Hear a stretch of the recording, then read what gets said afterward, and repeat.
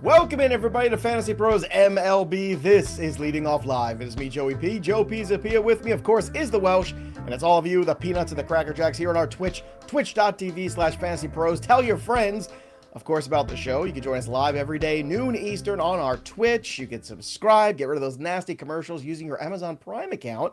And remember, we got football content on here as well. Plus, we're always on our YouTube channel, Fantasy Pros MLB. And if you're watching there, drop your comments below, like this video, and of course, subscribe to the Fantasy Pros MLB channel, and you could win a Juan Gonzalez jersey. That's right, from pristineauction.com. Step 1, subscribe. Step 2, comment. Step 3, steal the underpants, right? Old school South Park. There you go. But look, Step 3, rule the world. That's right. Step 3, rule the world. Juan Gonzalez from pristineauction.com. Autographed by Going Juan himself. That's how you win the jersey. Welsh, great to see you, my friend. As always, I know this afternoon, Joe Rico's taking over for you with the live stream. It's going to be 2 Joes, so I wore my Toronto Blue Jays shirt for Joe. I just got this. It was on a clearance rack, and I went, ooh, Blue Jays. I'm going to wear this next time I do a show with a Rico.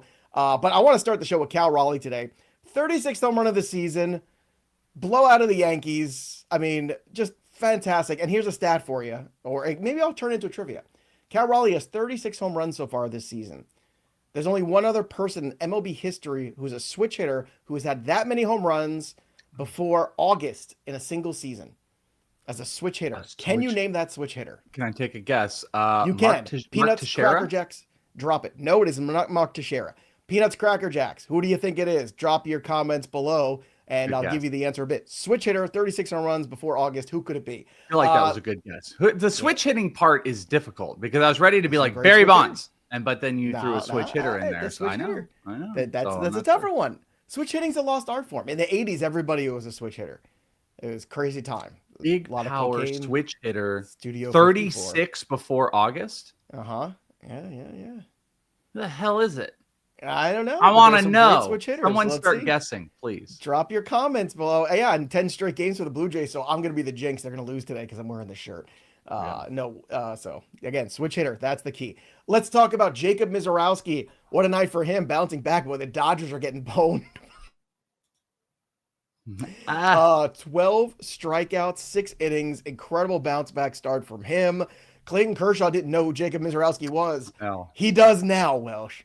That was my favorite thing because they asked Kershaw about it before the game, and he's like, I don't know who that is. That Miz guy, is he the one that broke the ankles? And then after the game, Misiorowski said, yeah, I heard that Kershaw didn't know who I was. Hopefully he knows who I am now. And he didn't say it like in a crappy way. Son. But he dropped a little knowledge as well as dropping strikeouts. 12 strikeouts and 91 pitches. Only gave up 4 hard hit balls against this team. 21 swinging whiffs. Absolutely ridiculous performance against one of the best teams in baseball. His fastball had a 39% whiff rate. And one of the crazies on this too, let me pull this up that this was, this was factual. Not only was his slider good, by the way, it was his least whiffed pitch, but he threw a 97 mile an hour slider in this game. If you saw the pitch, it was just like, it just absolutely cut and killed. And Jacob Misiorowski absolutely is filthy.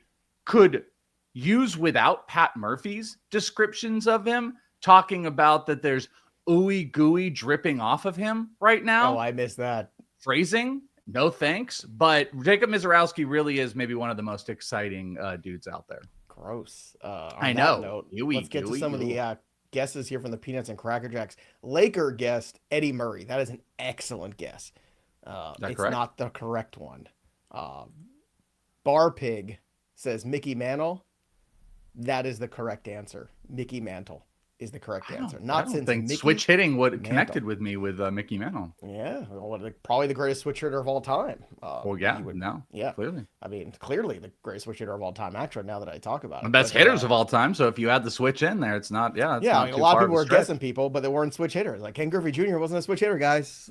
Come on. I thought my Mark Teixeira one was like pretty slick, but I guess he's pretty good. Eddie Murray would have been my guess because there were some prolific Eddie Murray years, but. Again, that's a lot of home runs. What Cal Raleigh's doing is unbelievable, really. Now, I know Aaron Judge hit a home run too, but again, switch hitting catchers hitting home runs, 36 home runs before the All-Star break. He's my vote for MVP. I'm sorry. If Aaron Big Judge was Dumper's playing, dumping. I don't know. Like Aaron Judge also, this is another fun one. I don't know if I know the answer to this because it was a trivia question over the weekend on the Mets Yankees broadcast. The Yankees are the first team, only the second team ever to have 4 MVPs in one lineup. So you have Judge, who's won an MVP. You had Cody Bellinger, who's won an MVP.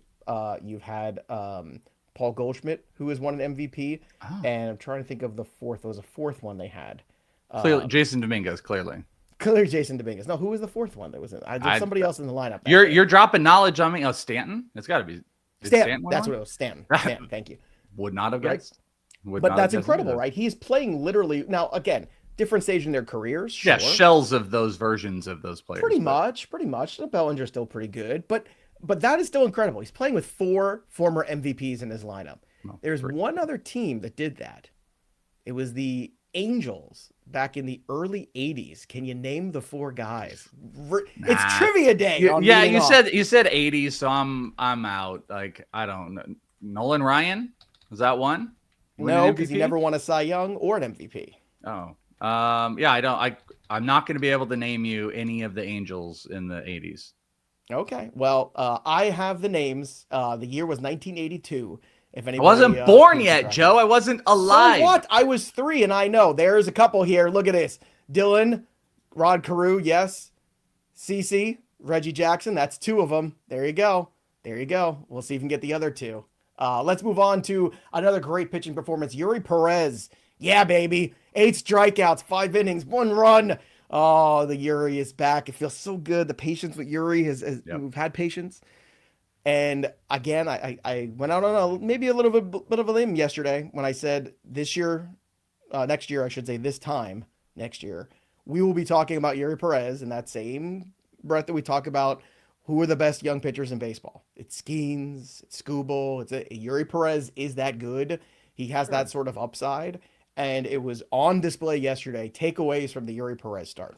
Yeah, I mean, this is like, you talk about patience. It's interesting because I think on the onset, none of us were really like super excited about it just because we saw what was happening with Sandy. Things looked a little bit off and it was like, okay, it's just going to take some time. And I don't think it's a stretch at all. I think, I completely agree with you. Next year, he's back in the conversation of from a dynasty perspective, top 10, top 15 SP. He's got the ability to move up to be a top 5. Maybe Marlins hold him back, but he just checked the box. He finally clicked in off that last start, and this start, things just kind of continued. It wasn't like a big whiff start, but man, he was just throwing a whole bunch of strikes, getting the ball in the zone. Didn't give up a ton of hard hit balls, 8 strikeouts, only 2 hits. Just looks like he is back. That's the big thing. I mean, velo is crushing. It was like a tiny bit down, but he was throwing a ton of the fastball. The slider was looking good. He just got a great pitch mix, and he looks confident out there, even if he's not quite getting the mix. That's a really fascinating question that A. Fasaro just asked. Eury or Miz in Dynasty? That is such a good Dynasty. I have my answer, and it's 0 chill on it. Do you want to know what it is? Yeah, sure. Go ahead. It's Eury because he's already had his Tommy John. Yeah, I mean, I guess that's dismissed. Case dismissed. I suppose. I mean, how else can you look at it? Well, I mean, you can look at a 97-mile-an-hour slider that Misiorowski's striking out 12 Dodgers all but he's going to miss a year and a half at some point for Tommy John, and Eury's coming back from his. He's one of the hardest throwers in baseball. Yeah, that's a fair point. It's not it's when. It's probably like the slightest lean to Eury Perez, but like Jacob Misiorowski's throwing out like top 5 SP dynasty values 100%. overall. Oh, he's great. I don't think it's case closed. Oh, I think it is. I think it is. You're talking about a season and a half of dynasty. Who knows what could happen in 2 years? Who knows what kind of natural disasters will fall upon us in 2 years? I want to win. Eury Perez, I know nobody ever has a second Tommy John either, so it's a really good logic. It's funny, he never has a second Tommy John at home. Yeah, you're too young for those commercials. I'm just very when like today. There used to be a commercial where the guy was drinking coffee. It was out there at the friend's house, and the friend's wife pours the guy. Oh, I'll have a second cup. Or she says, "Would you like a second cup of coffee?" And she starts to say, "Oh no, he does." Like, yes, please. And he has it. And she turns and there's an inner monologue, and it goes, "Oh, Bob never has a second cup at home. And it turns out she has to realize it's taster's choice, and that's why he likes it so much. Oh, that's yes. I mean, yeah. I don't have any. I just too young, Joe. Too young and shout out to Lord Farnell, who just resubbed, and Nuck and Futz, who resubbed as well, because obviously we're delivering a first-rate product here. There are some better answers in here, too. Bobby Grich was not one of them, but a good guess there. Tim Salmon is a terrible guess because it's 1982, not 2002. Don Baylor was one of them. That's 3 of the 4. I'll give you a hint on the last one, boys and girls. The hint is he won Rookie of the Year and MVP in the same season. Hopefully that's a hint for the 4th guy. Any guesses? Does that help you? It was in the 70s, Welsh. It was before I was born, but I knew the answer. I guessed them, and I was so proud of it. I got them all. Very proud of myself. Oh, good for you. Lawrence Butler loves the month of July and August. It's like, is there a bigger summer baby ever than Lawrence Butler? I've never seen anything like it. Once that July 4th kicks in, Lawrence Butler gets red hot. 2 home runs yesterday. He scored 3 runs. I mean, the A's just pounded on the Braves. Yeah. Yeah, well, I just wanted to say, like, it's also summer baseball in Sacramento. Like, things are going to start flying. But last year, I have July and August, the guy was a stud. I have this bad luck the last couple of days. You guys have only you and Callie have seen it. Every player I pick for the home run gets scratched, and I have to go into the chat and timestamp a new player. Yesterday I timestamped, but I was going to do Butler. I was like, oh, Lawrence Butler. I'm like, nah, Butler's just been weird. So then I went to Austin Riley. It didn't work out. Butler ends up just crushing. The skill set's there. It's crazy too. He's doing this without pulling the ball. If you look, he only has 1 true pull side homer this entire year. So he's just, that is crazy. Like, it is almost all, I mean, they might identify like 2 others as pull, but there's really only 1 true pull. But hard hit, Lawrence, don't do it. Do any of your don't do it. I know what you're going to do. I know you're going to do it. I was like, don't do it, man. I mean, you can't set me up like that and I mean not do it. There's no way there's just no way I wasn't going to do that joke. 11% pull rate, which is way down from the year before, going in to the summer months in Sacramento as he's getting hot, and he's still got a decent amount of that skill set. We've talked about what a disappointment he's been, but I think it might be the time to buy in to get a nice hot streak on Lawrence Butler if you can. Dylan, good job. You got it. Fred Lynn was the 4th one. Fred Lynn, Don Baylor, Reggie Jackson, and Rod Carew all played on the same team, all had an MVP in 1982 for the Angels. Short stint there. That was when Reggie did that little sojourn there to the Angels for a couple years. I think they had gotten rid of him, and he went to I want to say the Orioles, and then he was with the Angels for a couple years there. So I almost one time got to hang out with Reggie Jackson. When I worked in radio, I got a call from, it was like Sirius or something from a station, and they contacted me and they said, Reggie Jackson's coming into town. Ooh. And he does a show, and we want to know if you can help out and get it set up and hang out in there. And I'm like, absolutely, I can. Mm-hmm. And I'm sitting there thinking, how do I ask them that I'm 100% going to want to take a picture with Reggie Jackson and have him sign a ball and not be weird about it? And then they probably felt that. And then an hour later, they were just like, oh, never mind, we got it covered. Don't worry about it. And I was like, oh, all right, I'm not hanging out with Reggie Jackson today. All right, so the the A's, back to them here. Brent Rooker hit a home run. Nick Kurtz was 2 for 3 with a grand slam in this one. Max Muncy hit a 2-run home run. And Didier Fuentes, really, 8 runs for him. But there might be some hope on the way. We're going to talk him on the waiver wire show about a young Braves pitcher, so watch that. Who I think after the break is going to get an opportunity, because I think the Braves are sellers, and I think Didier Fuentes is heading back to AAA any second now. Jake Berger, 3 for 5 with a home run in a big onslaught for the Texas Rangers too. Corey Seager, 2 for 3. Wyatt Langford did a home run, but his home run was with alpha position player, so I don't want to give him too much credit there, because at the end of the night they were just letting I forgot who it was throwing. It was a position player. But Nady Eovaldi, 1 run, 0 earned, 6 strikeouts. Nady Eovaldi's ADP, I want to say, was in the 170s, I think, this year, or something ridiculous like that. What an incredible return on investment he's been this season. So was Nick Pivetta. Struck out 7, 5 2/3. He's been great. A 3.07 ERA, a 1.03 whip, 114 strikeouts, just 27 walks. I have 0 shares. I wish I had more. I'm shocked at the pitcher Nick Pivetta has become in the last 2 years. we had always heard, going back to his Phillies days, like, oh, we think Nick Pivetta can be a thing. And then he went to Boston and he wasn't a thing. And it's funny. It's almost like he's got a similar journey to Nate Eovaldi, where he bounced around to a couple of teams before he figured it out. And Pivetta has been nothing short of a fantasy ace this year. Sub-4 ERA, strikeouts, elite, walks are down. He is giving up a lot of barreled contact with a little bit more hard hit. So you got to wonder too, if maybe, I'm going to take a look at this. If there's like the home road splits, is it helping him? Yeah, it is. He's got a 4.09 road ERA with a 2.3 home ERA. So he is definitely getting some support from home in that ballpark while the strikeouts are up. He's flopped his sweeper and curveball a little bit. They're all just low batting averages. Great defense around. Like a lot of things are working in, but there's definitely a little bit of a home factor that's helping him out. But like you said, he's such a great return on investment and was kind of like an easy one of those buys. But you got to give the credit to Padres. They've really done a decent job of, turning these pitchers that are in their major league rotation into something big. Michael King with the complete, if only they could do it to Dylan Cease. If only we could get Dylan Cease to do it, please. Yeah. If only. Fun fact, another fun fact out here too. The Reds in 1975 also had 4 MVPs in one lineup. That's an easier one to guess though. Can you guess those 4? You put your glasses on. Back in 1975, where am I? Nobody in here was born. And let's talk about some 90s. I wasn't born and I could guess it. I know. See, I was just such a baseball nerd. Is he? The Reds, the big red machine. Everybody had dip in their mouth and the cleats were up. Pete Rose is 1. Can you name the other 3? Couple Hall of Famers in there, pal. Huh? Too old for me. Oh, come on. The greatest catcher ever? Oh, Johnny Bench. Okay. Come on, you whippersnapper. And then who's the third one? Maybe one of the greatest second basemen ever. Only you did was listen to him every Sunday night for your entire life, basically. Sunday night baseball every night as a kid. You had to listen on ESPN. Did you listen to the guy? Joe Morgan. Oh, my God. Okay. And then the last one, my least favorite player of all time. Yeah, you know what? I saw someone say it in the chat, and I knew you were going to say that. I don't know why. George Foster. You talked about how you hated George Foster. George Foster.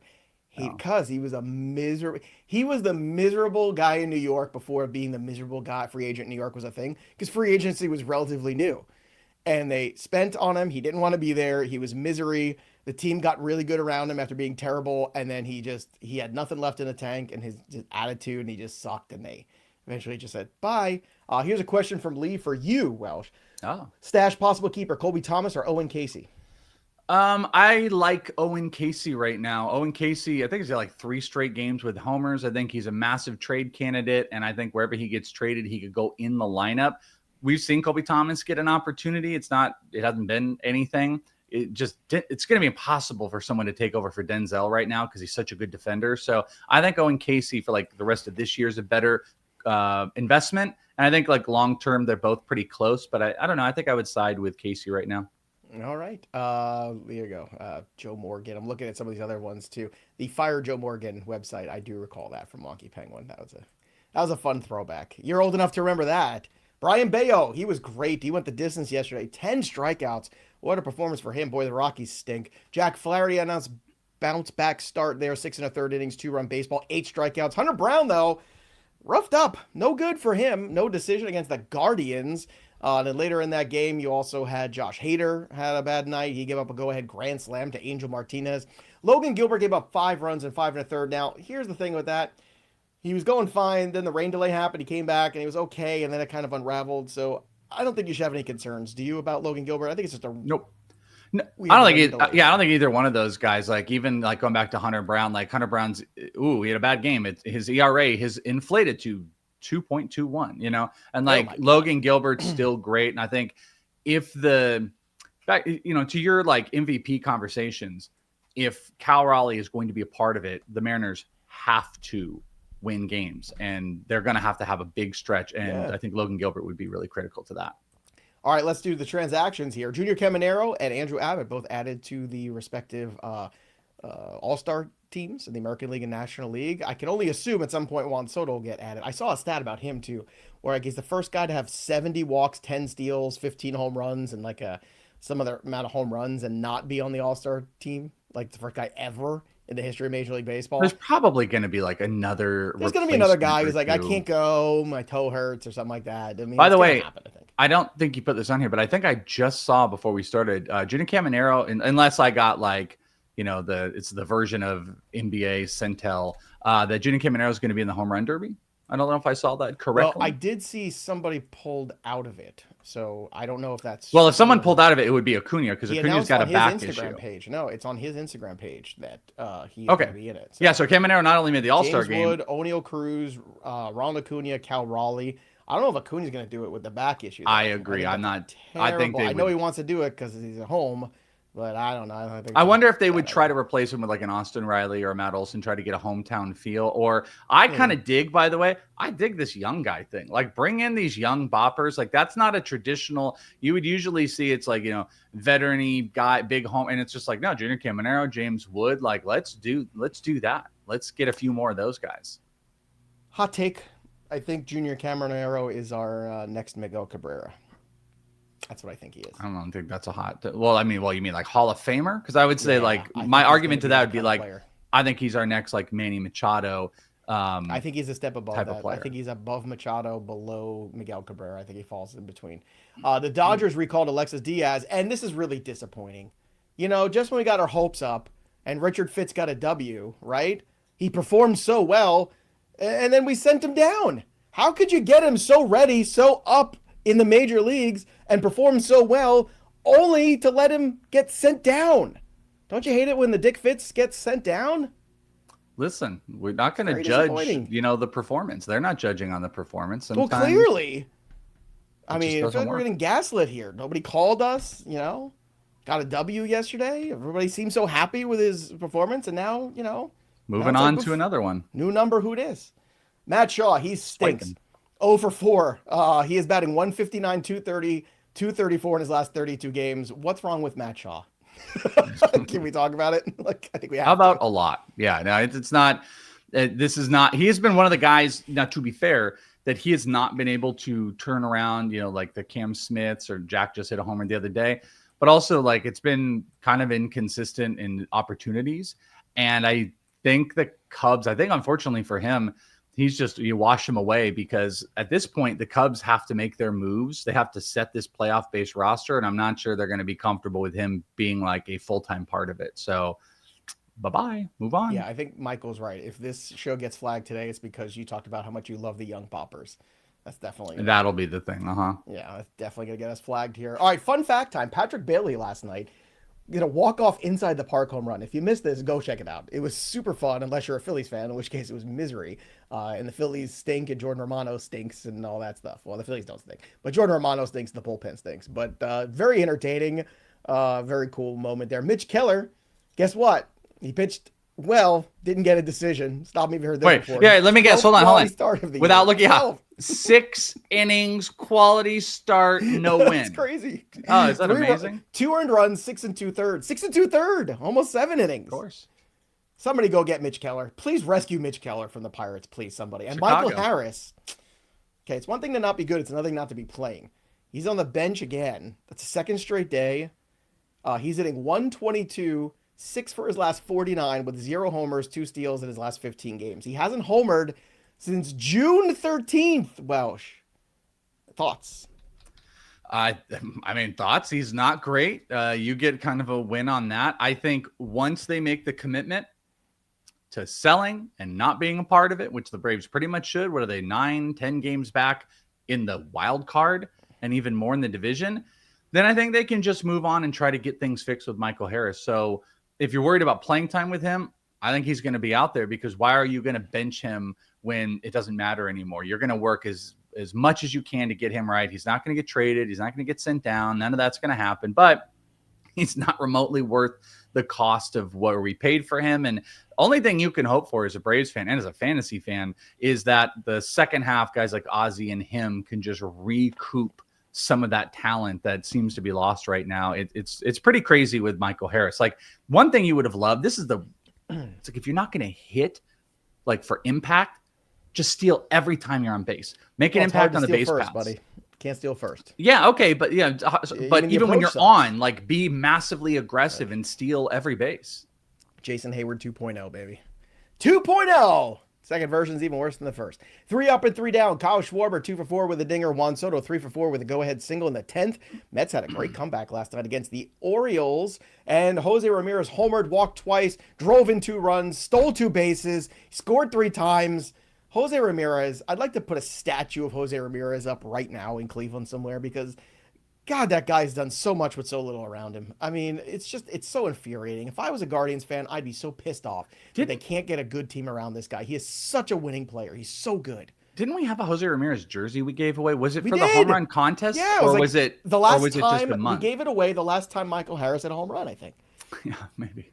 I don't think that's hyperbole. I think it was a couple days. That actually might not be. All right, the downs yesterday. Clay Holmes, 5 runs in 5 innings. We told you, winter's coming. Walked 5 guys in this one. Not good. Nick Martinez got destroyed yesterday against the Marlins. Gave up 10 runs and 7 hits. And Jordan Romano, 3 runs, blown save. Phillies got to get some bullpen help. They have to. Who is the bullpen help for the Phillies, Welsh? Predict it right now. Go. I got it. Jose Alvarado, because he will be coming back from his suspension. No, because you can't use him in the playoffs. Yeah, but that is still help for the back half of the year. I don't know if they go try to trade assets when you've got Orion Kirkring, when you've got Romano, when you've got Alvarado, and you've made that. It is I think if it is, it's a low level guy like Dennis Bednar. Santana that Michael just put out there. What about it would be Bednar? something like that. I don't know. I think Bednar might cost a little bit more. Maybe you can talk to the Diamondbacks about Kevin Otto Reed Kemp or for something. Bednar. I don't think the Phillies do that. Mick Abel for Bednar. The hell no, they don't do that. Hell no, they don't do that. Mick Abel for this is the problem. Felix Bautista. You're putting the closers on the pedestal here. Like it's too much. And I think they've already I'll put the closer on the pedestal because the Phillies can't close out a game in the playoffs, and that's the reason why they don't have a championship. So just saying. I'll tell you, I'll give you one. City. I love you. How about this? I'll give you one. Andrew Painter. They put a pitcher. One pitcher is going to have to move into a relief role. If either Andrew Painter comes up and is a starter, then it's got to be Taijuan Walker, or they could put I don't know if you put a young guy in a high leverage situation like that. 6 Cardinals here. Is that what we're doing? Is that what we're doing? We're doing. Yeah, I think they're going to do that. 2.0. Is that what we're doing? No. Just watch. No, not happening. Jacob Wood, not in this day and age. Not 20 years ago, maybe, not now. Nope, everyone's too delicate. God forbid we put anybody out of their comfort zone.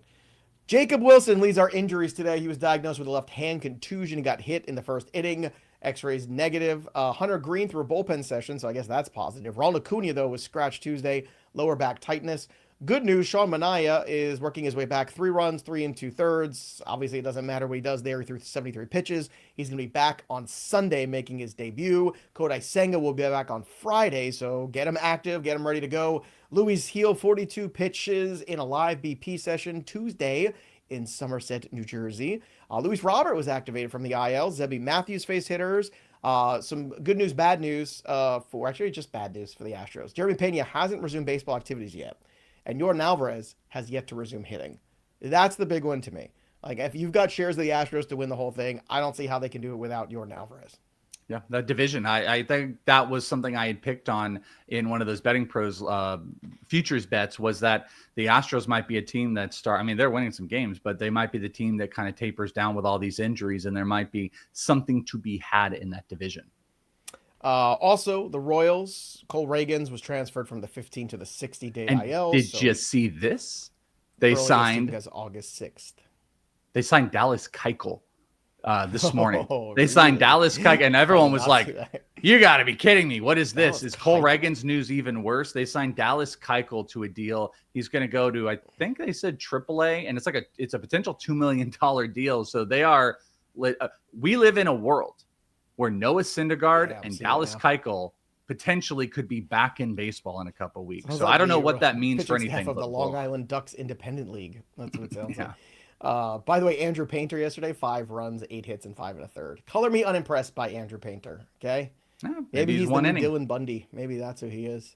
The guy really? Never becomes anything. Hey, I'm just saying. Let's clip that. You clip that. One minor league start turns Andrew Painter into Dylan Bundy. I want to say one. He's got a 4.97 ERA. One?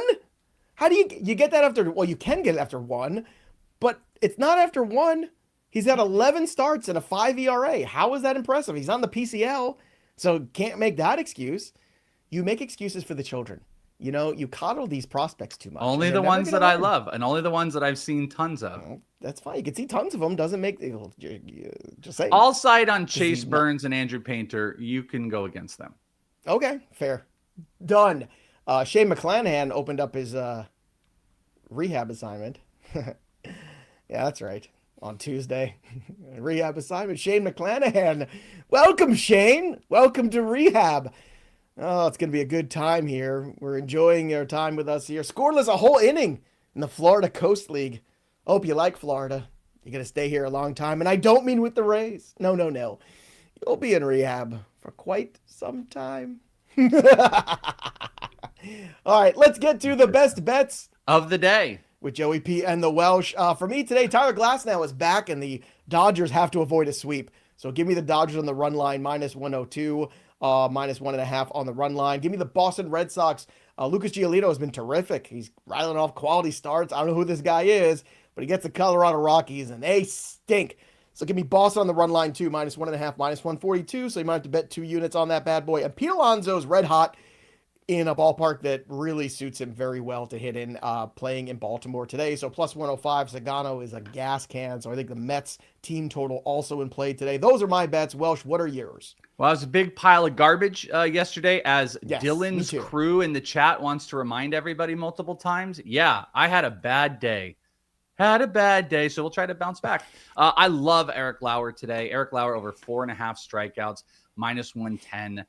Very, very much into this one against the White Sox, who have been like a top 10, top 12 strikeout team overall. Eric Lauer has hit this 5 strikeout marker. His fastball is just back to doing nasty stuff.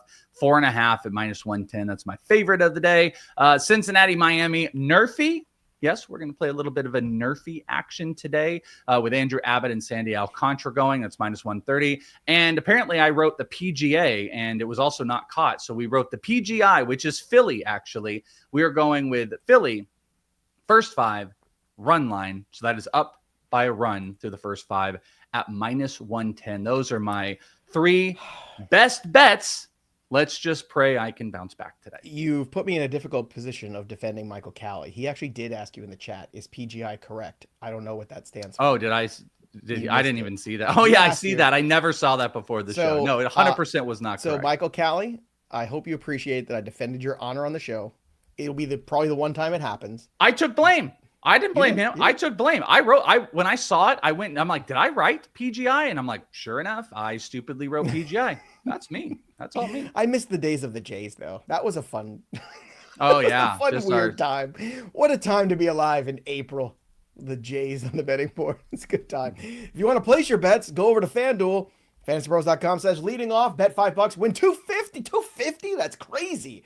If your first bet hits, again, only on FanDuel at FantasyPros.com/leading off, and take that word leading off, download the Betting Pros app, use that promo code leading off, and get 7 days for free of the best betting tools on the planet. Look, the app is already spectacular, but see the premium tools for yourself, the prop bet cheat sheet, all the different betting systems that are on there. So many ways to win, and you can sync your sports books for free. The Betting Pros app is absolutely by far the best betting tool out there, and I'm serious about that. If you're betting baseball, football, anything, download the Betting Pros app. Bet smarter. You can set up groups, which is phenomenal. You can set up groups with your friends.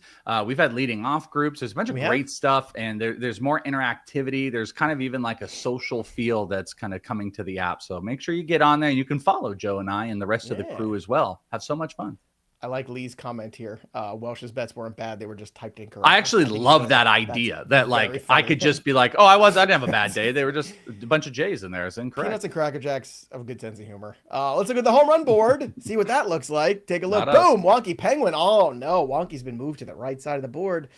27 is the new high water mark. Marty still at 35 with whips. And the Fisher King and Far Out all at 35. George at 36. Sosa jersey from Pristine Auction on the line, autographed by Sammy Sosa. Join our Discord, fantasypros.com/chat. I'm going with Pete Alonso today. The number for Pete Alonso to hit a home run to is +265. If you want to bet it, Welsh, where are you going for your home run call? Well, I moved off of the player, so I'm going to tell you who I did pick, and then I deleted. I picked Kyle Schwarber, and then I moved off of it. He hit the homer yesterday. He's 100% going to hit a homer now, and I moved to Manny Machado. And I specifically did it because Brandon Pfaadt should be throwing BP at the home run derby. That would be a really good job for him because that is just his one problem. He's a home run machine.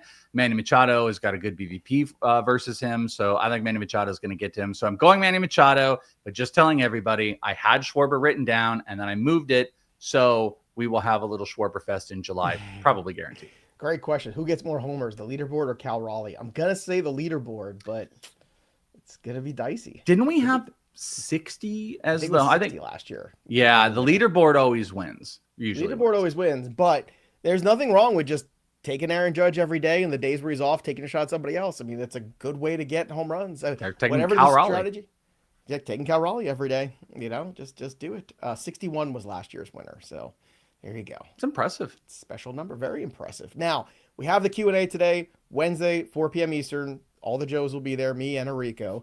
And on top of that, the trade video just came out this morning. Go watch it. It's really good. And we're recording the waiver wire video that I think is going to be very important. Is that waiver wire before the All-Star break? So check that out as well. That'll be dropped sometime tomorrow morning. Probably will be out. So because we got some guys there that are not highly owned rostered that you need to definitely take a look at. So that'll do it for us. But the story of the game goes on. For the Welsh, I'm Joey P. We'll see you next time, kids. When I was your age, all the MVPs played on the same team. That's what happened. And we liked it. We didn't even use gloves. It was crazy. That's right. That's right. You'd buy a glove from the hardware store, and you'd tape around it right to your arm, and you'd play with it till your fingers broke.